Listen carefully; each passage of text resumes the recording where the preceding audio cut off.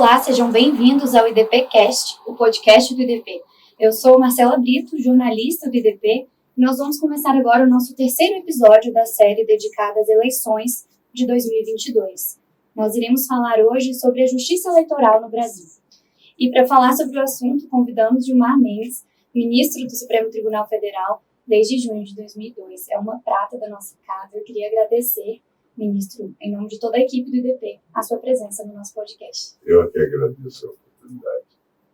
Bom, vamos começar falando um pouco de história. A Justiça Eleitoral completou 90 anos em 2022, e nós sabemos que a chegada dessa instituição estremeceu o mundo político e pôs um ponto final em grande parte das fraudes que haviam corrompido as eleições ao longo de toda a Primeira República. Diante disso, eu gostaria que o senhor contasse um pouco mais sobre o advento da Justiça Eleitoral no Brasil. Nós tivemos, sob a Primeira República, muita discussão a propósito de fraudes eleitorais, né? E, normalmente, era o Parlamento, especialmente o Senado, que acabava fazendo o referendo das eleições, seguindo até o modelo americano, e havia, então, essa grande influência das oligarquias, e certamente isto contaminou bastante o ambiente da chamada velha ou primeira república. De alguma forma, a ruptura com a velha república, ou a primeira república, e a ideia de uma nova situação, tinha a ver também com essa temática. Obviamente que tinha a ver com o exaurimento daquele modelo econômico, mas também tinha a ver com essas más práticas, vamos chamar assim, do sistema anterior. Tanto é que já em 1932, nós falamos da Revolução de 30, né, todo esse esforço no sentido de se estabelecer uma nova república, mas já em 32 já se cria a justiça eleitoral, né, e, portanto, nós vamos viver um novo cenário, já trazendo também alguma coisa de relevante no que diz respeito, por exemplo, ao voto das mulheres e tudo mais. Então, a justiça eleitoral vem nesse contexto de um Brasil mais moderno, né, em que se quer atribuir significado à chamada verdade eleitoral. Perfeito, ministro.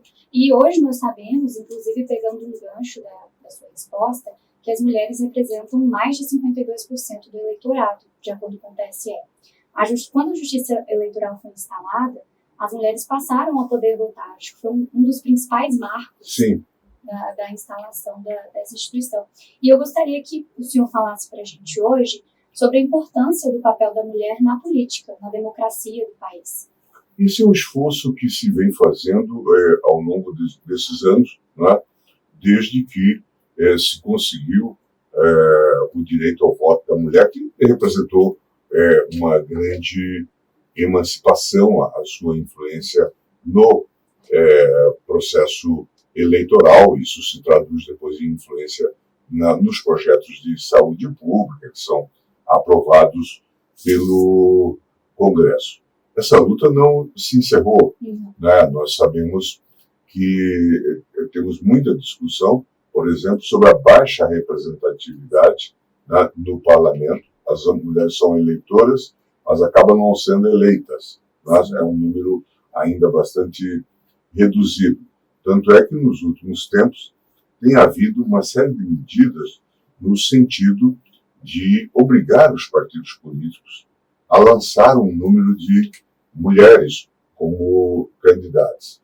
E mais ainda, também na legislação, se colocou a exigência de que um percentual do fundo eleitoral seja despendido com as candidatas mulheres. Como é ainda os partidos são ainda hoje um universo tipicamente masculino, não é? Então, a gente vive essa realidade, e aí aparece na justiça eleitoral, tem ainda casos das chamadas candidatas laranja, lançam candidatos, né, candidatos que a rigor só para cumprir a tabela. Só para cumprir a exigência, não é? Dos 30% de candidatos, não é? Ou para usar aquela verba, ou agora, mas recentemente se disse, não, a mulher vai ser candidata a vice, e portanto com isso nós estamos usando os recursos. Mas esse quadro está mudando, não é? Como está mudando em toda a sociedade. A gente vê na magistratura, especialmente nas instâncias iniciais, onde temos os concursos e tal, a presença marcante das mulheres, e há um esforço grande nesse sentido. Alguns países, até que adotaram listas para votação, obrigaram a colocar um homem e uma mulher, não é? Portanto, então há muita discussão em torno disso, de vagas obrigatórias até um dado limite. Em suma, há muitos debates em torno disso, porque se percebe que tanto no parlamento federal como nos parlamentos estaduais, as mulheres não estão devidamente representadas. Se nós considerarmos os 52% do eleitorado feminino, isso está longe de se traduzir numa representatividade. Estamos, acho que, muito aquém. Entre os 15 e 13 deputados, temos um número muito reduzido de mulheres deputadas. Nós tivemos, inclusive, nessa mesma temporada, a oportunidade de falar sobre os grupos minorizados.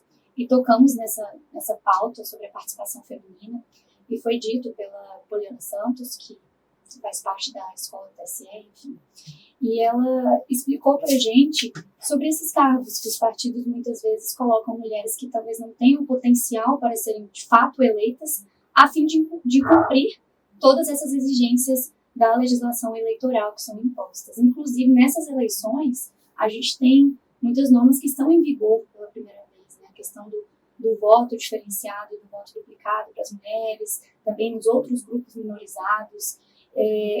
O senhor vê com bons olhos a expectativa para o futuro feminino, a presença em cargos de postos de decisão, não apenas esses cargos estratégicos?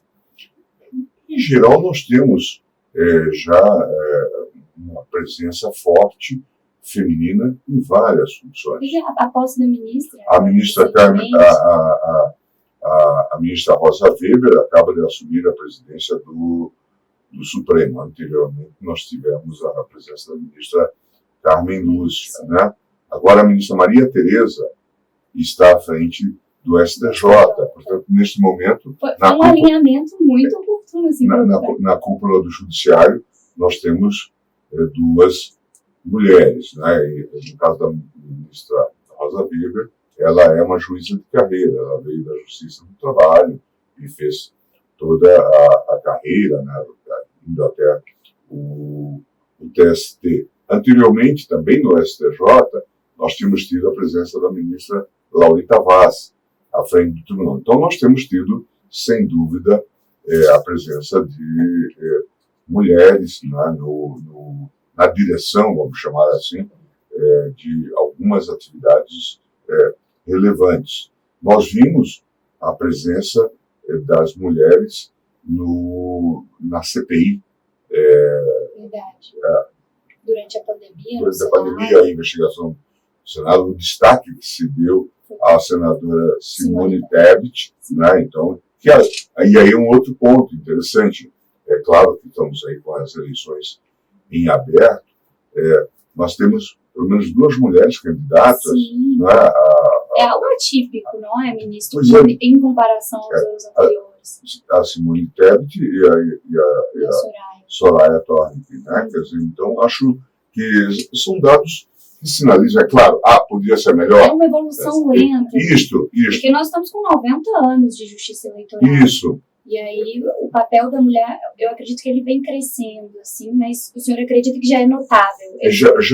Acho que já é um dado importante, né? Acho que é relevante. E certamente vamos encontrar, se baixarmos na escala, mulheres prefeitas, mulheres vereadoras. Então, acho que há uma participação, mas talvez isso não dispense as medidas institucionais necessárias para o incentivo. Porque, como aprendemos também, esse modelo é muito suscetível a um tipo de fraude ou burla. Você diz, não, eu lancei o número eu lancei o número de mulheres, né, que a legislação exige, mas elas não tiveram o desempenho, portanto, entre o 30% exigido, né, nos partidos e o resultado eleitoral haverá um divórcio. Então, acho que é preciso que isso seja discutido e que se vejam modelos institucionais adequados. Porque como nós falávamos no primeiro episódio que tratou sobre os grupos minorizados, não basta se candidatar, não é? Ser mulher, você tem que passar por todas as etapas, como todos passariam, mas você tem que se candidatar, tem que ter aprovação do partido, tem que ter público, tem que ter eleitorado, até chegar no Congresso, Sim. Que ainda é visto como um ambiente muito masculinizado, como o senhor bem colocou, a Câmara dos Deputados, o Senado. Então, assim, e os partidos políticos. Os partidos Se nós formos olhar as direções, os diretórios dos partidos políticos, né, essa atividade ficou um pouco, né, marcada como se fosse uma atividade tipicamente masculina, com as exceções, obviamente, de praxe. Temos mulheres presidentes de partidos, a Renata Abreu, do Podemos, né, que exerce um papel importante e criativo, mas essa burocracia ficou um pouco confiada ao universo masculino, e claro que isso tem repercussões depois em todo esse processo. Mas eu percebo também uma conscientização, assim, a ideia de que tem que chamar as mulheres para a participação, né? E é preciso talvez que as eleitoras reivindiquem também dos partidos políticos essa representação. Hoje existe uma preocupação, inclusive nessa corrida eleitoral específica, há uma preocupação em conquistar o eleitorado feminino. Sim. Eu acredito que até a mudança de discurso, de proposta, a fim de captar o voto feminino. Inclusive saíram algumas pesquisas essa semana dizendo que as mulheres são mais sensíveis às questões da pandemia.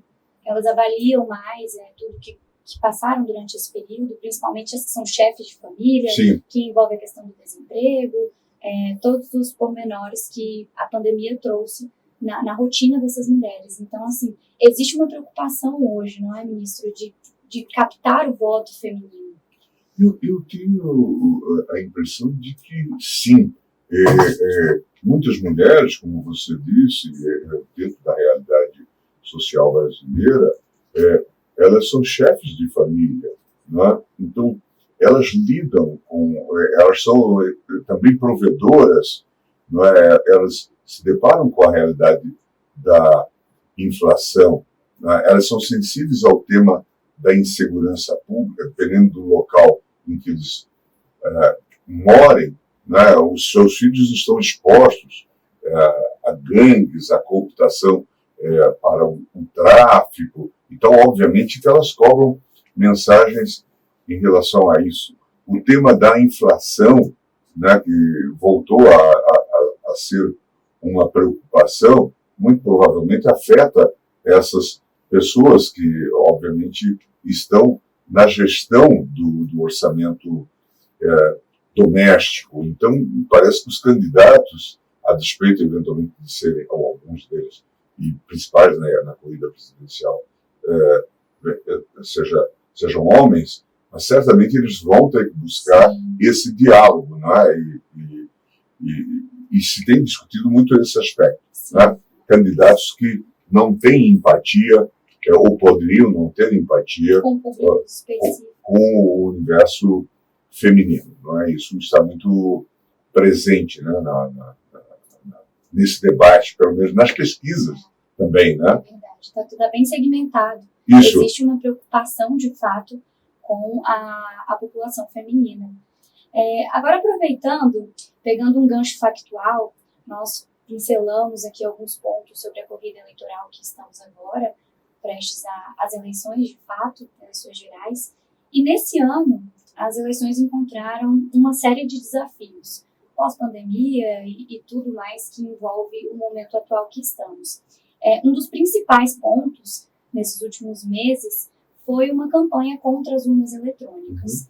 Eu gostaria que o senhor nos falasse um pouco sobre a importância da urna eletrônica, talvez um breve histórico dela no Brasil, uma vez que ela representa um instrumento essencial à democracia do nosso país.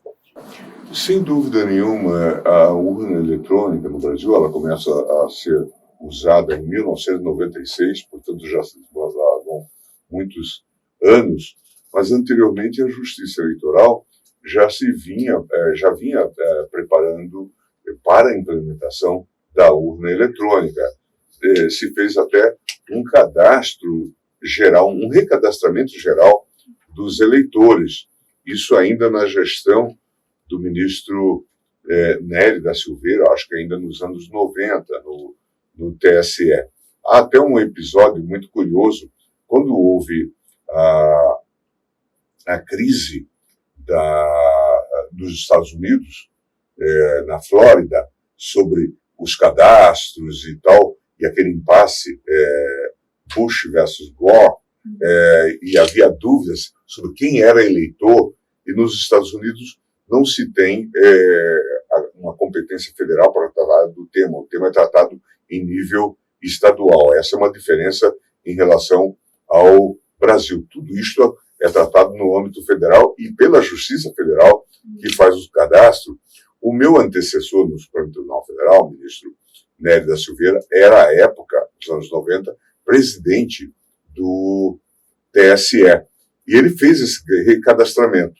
Quando eclodiu a crise nos Estados Unidos, que chegou até a Suprema Corte, o presidente Sarney escreveu um artigo com um tom um tanto jocoso. Chame o Nery. Tipo assim, somos evoluídos, aprendam com o que o Brasil está fazendo. Mas aquele cadastro foi o elemento que antecedeu a preparação para as urnas eletrônicas, cujo resultado é altamente conhecido e expressivo.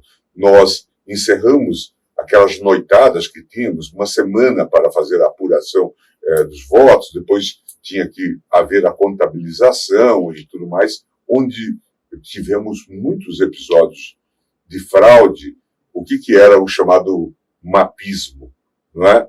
Era, depois dos votos já contados, contabilizados, fazer com que alguns votos, por exemplo, os votos brancos ou nulos, algumas dessas colunas, migrassem para alguns candidatos, não é? Com o beneplácito de mesários e pessoas incumbidas de fazer a contagem e a computação e a consolidação dos votos. A urna eletrônica encerra esse capítulo da nossa história. Bane a possibilidade de fraude eleitoral. Num instrumento que se revela extremamente simples. A rigor, há uma programação da urna para aqueles candidatos. O eleitor vai lá, vota. Ao fim da sessão, às 5 horas, a urna expede um documento, que é o chamado boletim de urna, não é? Que fica depois afixado em todas as sessões eleitorais. Quando falam, por exemplo, de aferição ou accountability, como fazer essa verificação, se a gente somar os votos desses boletins, nós já sabemos o resultado. Os partidos certamente acompanham. E o sistema foi sendo aprimorado ao longo dos anos. Mais recentemente, nós avançamos bastante com a biometria. Né? Portanto, o eleitor é que abre a urna com a sua digital. Então, o sistema vem sendo aperfeiçoado e nós hoje temos um sistema muito seguro. Surgiu nos últimos tempos esse debate em torno urna eletrônica como se isso fosse o nosso problema.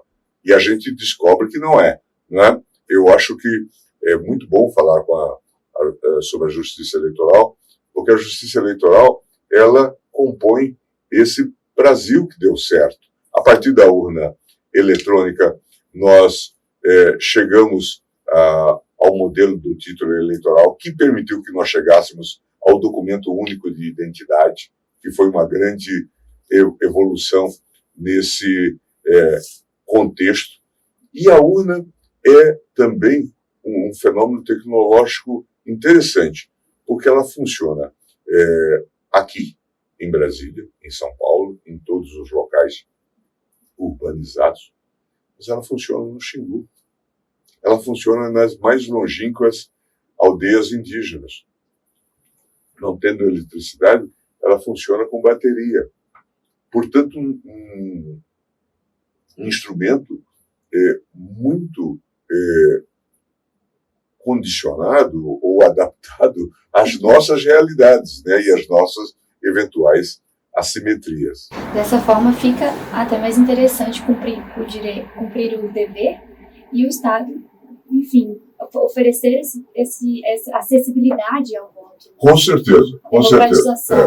E veja que temos até uma disputa saudável entre os tribunais regionais eleitorais, porque eles realizam a apuração a partir da consolidação dos resultados, e a partir das 6h30, 7 horas da noite, nós já sabemos o resultado das eleições. E ninguém questiona, nós podemos questionar nas eleições o abuso de poder político, o abuso de poder econômico, mas nunca houve dúvida sobre a boa condução, a boa funcionalidade, o bom funcionamento do sistema de apuração. A Justiça Eleitoral, inclusive, especificamente nessas eleições, tem cumprido um papel muito importante junto à sociedade. Foram várias ações, foram diversas iniciativas que foram nessa intenção de comprovar o funcionamento das urnas, de mostrar que não há nada a temer, que o processo eleitoral é limpo. E, enfim, várias campanhas, como, por exemplo, as pílulas contra fake news, desinformação, vários assuntos em alta, as parcerias que a Justiça Eleitoral e o TSE fizeram, o TSE especificamente fez com as plataformas digitais. Então, nem todo mundo sabe qual que é o papel da Justiça Eleitoral, do TSE. O senhor consegue sintetizar para a gente a importância dessa instituição no processo eleitoral?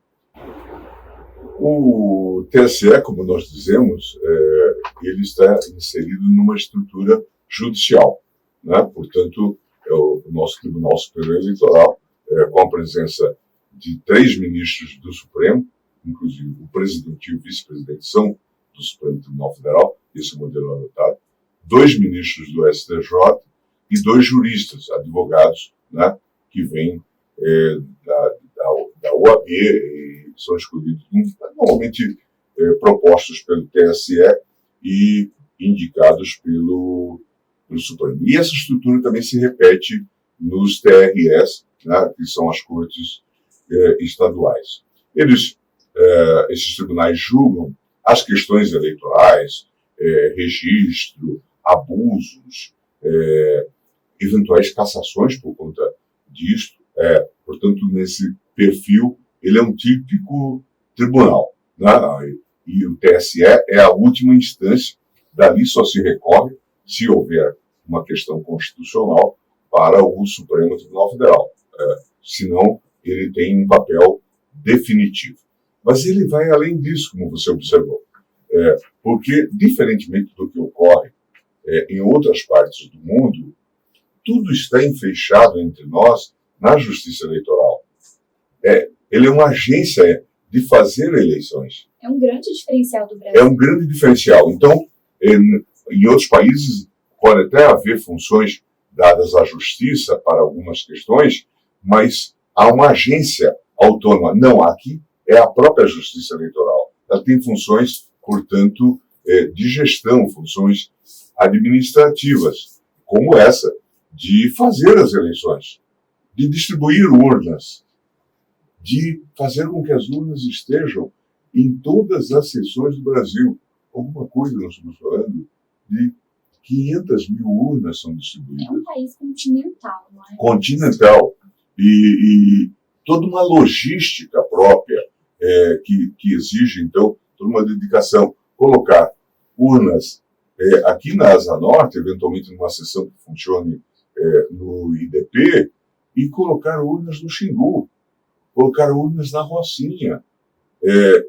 Veja, então tem um trabalho. Encerrado o processo eleitoral, vem a guarda das urnas e o início da preparação para as novas eleições. Porque encerradas as eleições gerais, vem as eleições municipais, daí a 2 anos. Portanto, o próximo ano já será o ano de preparação para as eleições de 2024, as eleições municipais. Então, essa visão também é preciso passar para o público, que a justiça eleitoral não é só justiça, ela é uma agência eleitoral também, ela faz todas as funções que estão associadas à feitura ou à realização das eleições. Eu acredito que esse é um grande orgulho para a justiça brasileira, ter esse diferencial lá no exterior, né? A gente não vê.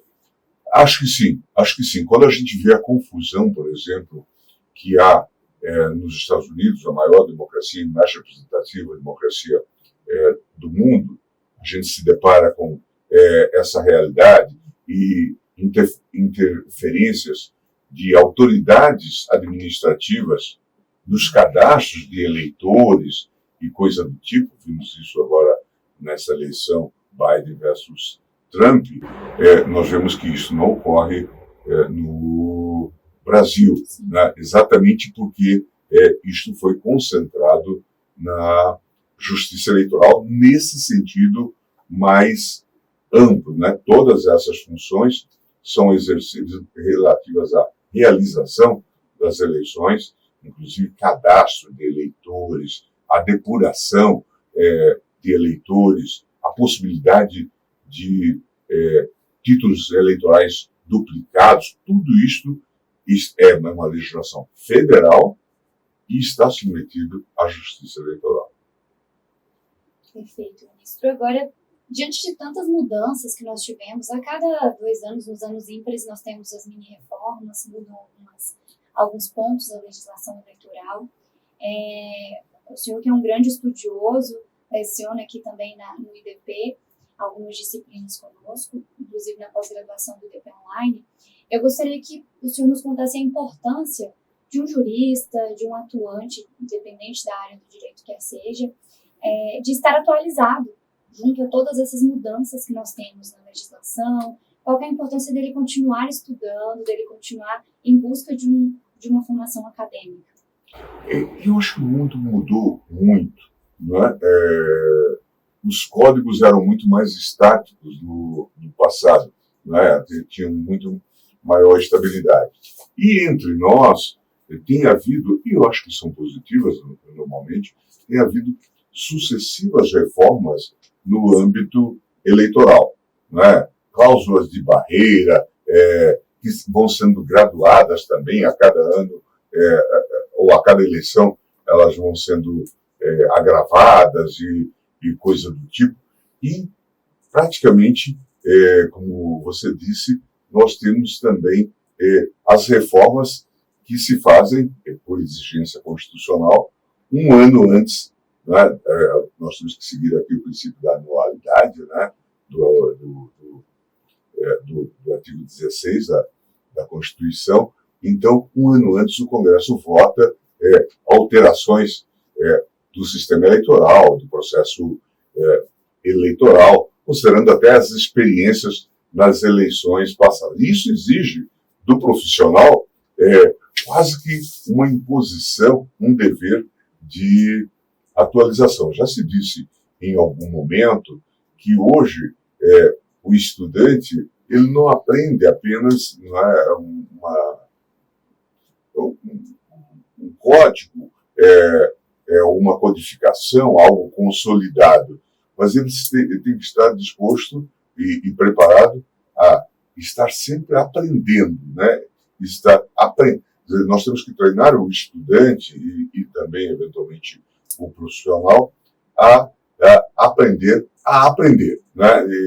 E na área eleitoral, então, isso é muito evidente, não só por conta da alteração na legislação eleitoral, mas também por conta da jurisprudência, né?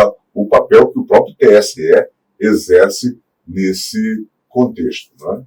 Inclusive, ministro, especificamente nesse processo eleitoral que nós estamos, nas eleições de 2022, eu notei a importância das assessorias, dos advogados, dos partidos, porque tem havido muita movimentação nesse sentido. Né? Os partidos eles estão nessa disputa acirrada, Sim. Então cada brecha que existe, eles vão mesmo atrás. Tivemos aí como prova o 7 de setembro, Sim. que trouxe muitos desdobramentos depois do evento, de fato. E falando agora com o Gilmar Mendes, professor, nós vemos nesse ponto a necessidade da atualização jurídica, de ser um bom profissional. Com certeza. E uma novidade, que pareceu novidade já em 2018 e que agora está se tornando algo muito comum, é a lida com as chamadas fake news, né? As redes sociais. O direito digital Isso. ascendeu muito. E nós temos esse imenso desafio. Antes, nós tínhamos lá uma publicação, uma divulgação de um fato, e o candidato pedia direito de resposta. Agora isso é muito mais complexo, porque isso está nas redes sociais e daqui a pouco em redes sociais mundiais. Né? Então, como fazer os devidos reparos? Tanto é que, como você até observou, o TSE se reuniu com as plataformas, né, com os provedores, para haver um entendimento e minimizar ou reduzir abusos nessa seara. Então, tudo isto envolve a preparação, uma nova cultura, né, para o próprio profissional do direito que estará a lidar com o direito eleitoral, sob pena de ele não ter uma ação efetiva. Agora nós encaminhamos para o encerramento do nosso podcast. Foi uma conversa agradável e rápida, inclusive. E eu queria fechar um pouco trazendo uma pergunta sobre o Supremo. Nós não sabemos ainda, nós estamos gravando esse podcast antes das eleições, antes da votação. E eu gostaria de saber do ministro qual que é a expectativa para o próximo ano, independente do resultado, como que está esse clima no STF. A despeito de toda a tensão que se tem tido, de palavras às vezes duras que se proferem, nós temos nos mantido dentro de um quadro de normalidade institucional. E é isso que eu espero também para o próximo ano. A campanha, a despeito das querelas e contestações, e apesar de alguns episódios lamentáveis de violência que também têm ocorrido, menos entre candidatos, mas mais entre adeptos, né, como a imprensa tem divulgado, me parece que está correndo dentro de um ambiente de normalidade. E talvez graças às medidas preventivas que a própria Justiça Eleitoral já tomou, né, medidas que têm um certo efeito inibitório. E eu tenho a expectativa de que ganhe quem ganhar, tomará posse e será responsável pela condução do Brasil nos próximos 4 anos, e nós vamos prosseguir o nosso trabalho de controle da legitimidade dos atos, de controle de constitucionalidade das leis, como temos feito até aqui. Hoje o STF é visto como um protagonista. Assim, né? Nós falávamos, eu conversei com a ministra Cláudia Cantanhede, e ela falou que hoje as pessoas conhecem os ministros, né? Sabem quem são, não é algo inatingível ou que não tenha ampla divulgação, como já foi um dia. Então, diante desse papel, eu acredito que esse questionamento venha muito da população sobre as relações institucionais, sobre a expectativa, e como ela bem colocou aqui no nosso no nosso episódio do DPcast, que as eleições, elas são previstas para a Justiça Eleitoral, elas têm a intenção de ser uma grande festa da democracia. Então, assim, que nós consigamos realizar essas eleições e que as expectativas continuem positivas para o próximo ano. Até porque nós temos um grande desafio. Nós somos um país com enormes potencialidades, um país rico, mas também com grandes problemas que estamos vendo. A pandemia também nos afetou brutalmente. E nós temos que encontrar o caminho do desenvolvimento, até para fazermos a integração dessas pessoas. Os números aí variam, 10 milhões de pessoas que estão em insegurança alimentar, 30 milhões de pessoas em extrema pobreza, em suma, tudo isso precisa ser colocado numa agenda para que nós possamos resolver esse país de extremos, né, que, de fato, tem méritos notáveis, é a oitava, nona economia do mundo, mas que tem também problemas sérios que precisam ser enfrentados. Então, vamos discutir essas questões. É importante que a campanha seja, de fato, propositiva, né, e que haja soluções para os problemas reais que vivemos. É verdade. Bom, mais uma vez eu gostaria de agradecer a presença do ministro Gilmar Mendes no nosso DPcast e por aqui encerramos nossa conversa. Eu agradeço imensamente a oportunidade. Seja sempre bem-vindo, ministro.